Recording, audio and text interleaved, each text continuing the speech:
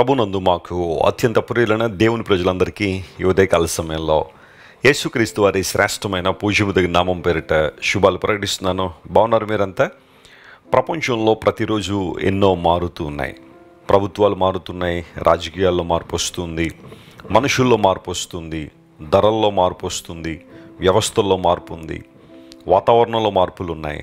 ఎన్నో విధాలుగా మారిపోతున్నవి చాలా ప్రపంచంలో ఉన్నాయి. కానీ మారనిది, మాట తప్పనిది ప్రపంచంలో ఒకటి ఉంది, ఎప్పటికీ అది మారదు.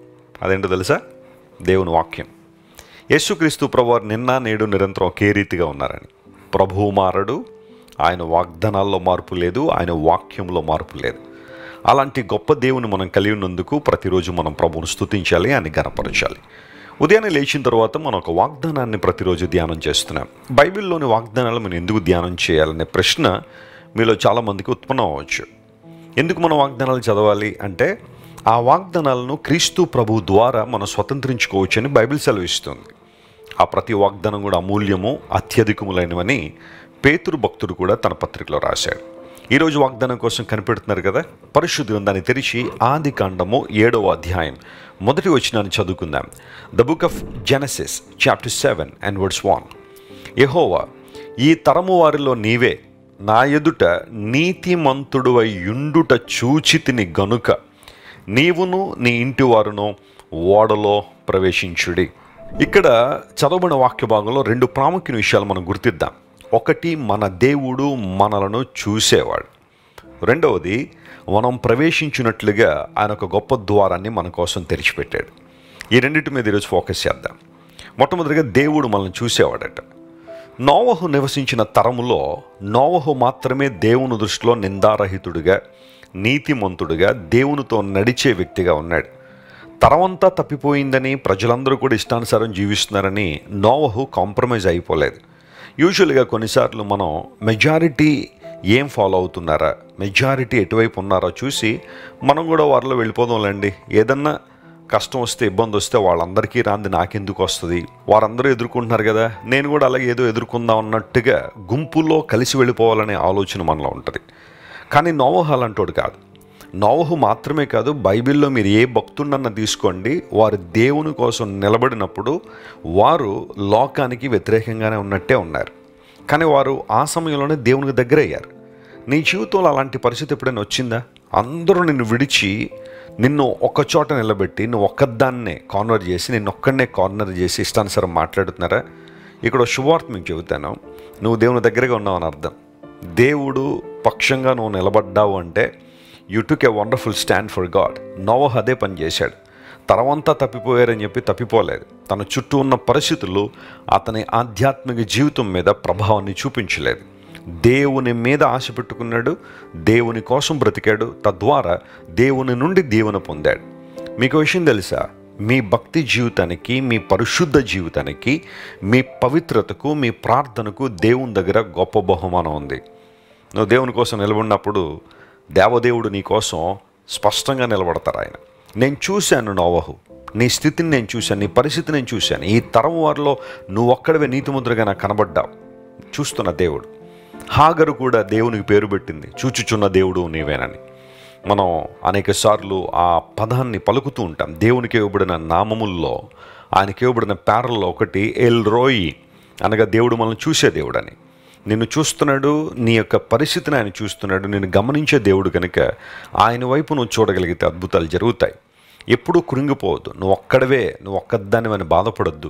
ప్రభువు నీ పక్షాన ఉన్నాడు. నీ పరిచర్యను దేవుడు చూస్తున్నాడు, నీ సేవను దేవుడు చూస్తున్నాడు, నీ హృదయాన్ని దేవుడు చూస్తున్నాడు, నీ కమిట్మెంట్ని దేవుడు చూస్తున్నాడు.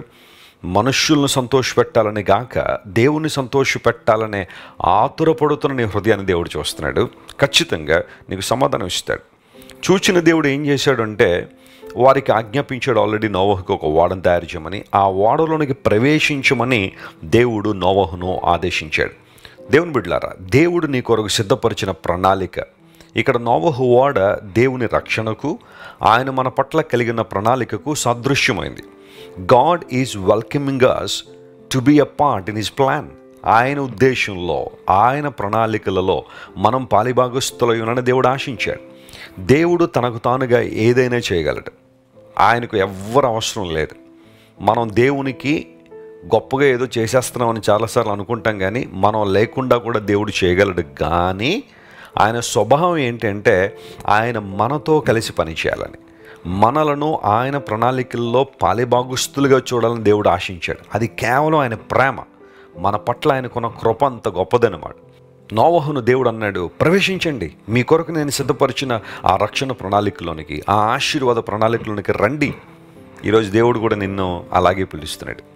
నువ్వు లోకంలో అటు ఇటు తిరిగి ఇష్టానుసారం జీవించి దేవునికి దూరం అయిపోవాలనే ఉద్దేశం కాదు, కానీ నువ్వు నశించిపోవడం దేవునికి ఇష్టం కాదు. కానీ ఆయన ప్రణాళికలో నీవు పాలిభాగస్తురాలుగా ఉండగలిగితే అంతకన్నా సంతోషం ఏముంది? భూమి మీద అంతకన్నా విజయం ఏముంది? కోట్లాది రూపాయలు సంపాదించడం కన్నా, ధనధాన్యాలు పోగు చేసుకోవడం కన్నా, వజ్రవైడూర్యాలను కూడబెట్టడం కన్నా దేవుని ప్రణాళికలో పాలిభాగస్తులు అవ్వడం, అది అత్యుత్తమైన గుర్తింపు, అత్యుత్తమైన ఆనందం, అత్యుత్తమైన ప్రివిలేజ్. అది ఒక ఆశీర్వాదం, మనందరికీ ఒక ధన్యత. ప్రవేశించండి. మీరు జాగ్రత్తగా కీర్తన గ్రంథాన్ని ఆయా సందర్భాల్లో చదువుతుంటే 116 కీర్తనలోనూ 118 కీర్తనలోనూ కొన్ని మాటలు మనకు కనబడతాయి. ఇది యెహోవా గుమ్మము, నీతిమంతులు దీనిలో ప్రవేశించుదురు అనే మాట.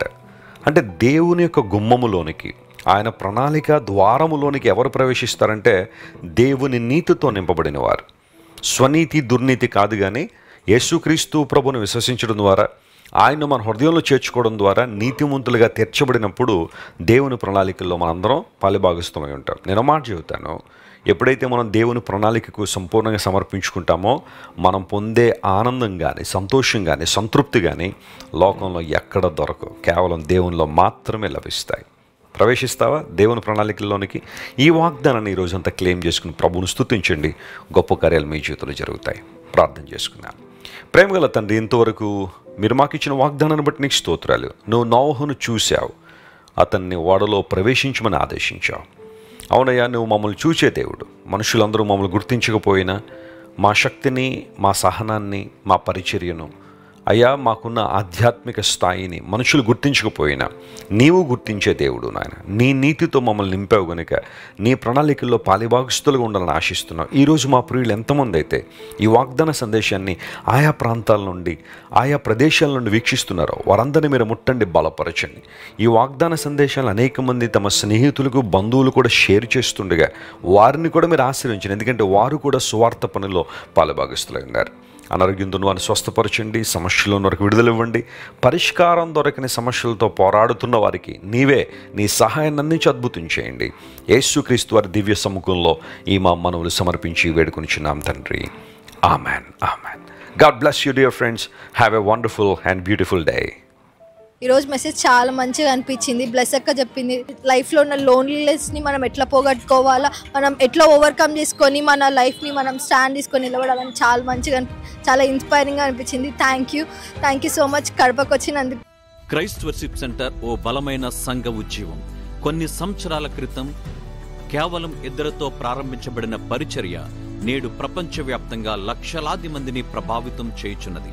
రాజమండ్రి, సికింద్రాబాద్, బెంగళూరు, నెల్లూరు, దుబాయ్, బెహ్రైన్, కరీంనగర్, విశాఖపట్నం, గద్వాల్, కొవ్వూరు, మలకపల్లి, శ్రీలంక, భూటాన్, అడ్డతీగల, పాలమూరు, ఒంగోలు, బళ్ళారి, కోరుకొండ, పోతవరం, నల్లజర్ల, వెంకటరామయ్యగూడెం, మచిలీపట్నం, ఇందిరానగర్లతో పాటు అనేక గ్రామాల్లో క్రైస్ట్ వర్షిప్ సెంటర్ ఆరాధనలు జరుగుచున్నవి. వాక్య సంబంధమైన ఉద్యమంలో, పరిశుద్ధాత్మ సంరక్షణలో కొనసాగాలనుకునే ప్రతి ఒక్కరికి మా ప్రేమపూర్వక ఆహ్వానాన్ని అందిస్తున్నాము. రండి, ఆత్మతో సత్యముతో ప్రభువైన యేసుక్రీస్తును ఆరాధిద్దాం. మీరు ఇంతవరకు విన్న దైవ సందేశం మరియు దేవుని సేవకులు చేసిన ప్రార్థన మీకు ఆశీర్వాదకరముగా ఉన్నదని విశ్వసించుచున్నాము. ఈ సందేశాన్ని మీ స్నేహితులకు, బంధువులకు షేర్ చేయండి. మీకు ఏదైనా ప్రార్థన అవసరత ఉన్నచో మా ఫోన్ నంబర్లకు కాల్ చేయండి. దేవుడు మిమ్మల్ని ప్రేరేపిస్తే విశ్వాసంతో సాగుచున్న ఈ పరిచర్యను ప్రోత్సహించండి. మరిన్ని వర్తమానాలు, పాటలు వినుటకు జాన్ వెస్లీ మినిస్ట్రీస్ అను మా యూట్యూబ్ ఛానల్ను సబ్స్క్రైబ్ చేసుకొనండి. ప్రభువైన యేసుక్రీస్తు కృప మీకు తోడైండును గాక.